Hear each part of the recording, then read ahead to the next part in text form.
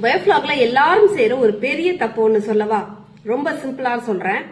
அதிக அளவா என்ன பண்றாங்க, ஃபிஷர் ஸ்டாக் பண்ணிடுறாங்க. ரெண்டாவது, பாண்ட்ல கல்ச்சர் பண்ற மாதிரி வெரைட்டி ஆஃப் ஃபிஷஸ் கொண்டு வந்து லான்ச் பண்ணிடுறாங்க.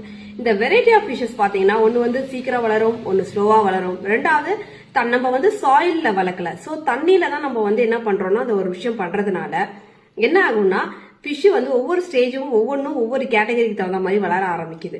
ஸோ அதனால உங்களுக்கு ப்ராசஸான கரெக்டான ரேட் வராது. இப்போ வருதுன்னா ஒரே டைப் ஆஃப் ஃபிஷ்ஷை விட்டீங்கன்னா 3 மாசத்துல ஒன்னு எவ்வளவு க்ரோ ஆயிருக்கு அப்படிங்கறத நம்மளால ஐடென்டிஃபை பண்ண முடியும்.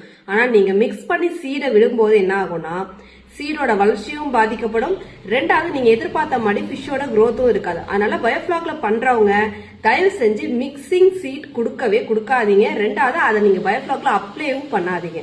அப்படி பண்ணிட்டு ரிசல்ட் வரலன்னு டெஃபினட்டா குறையும் சொல்லாதீங்க.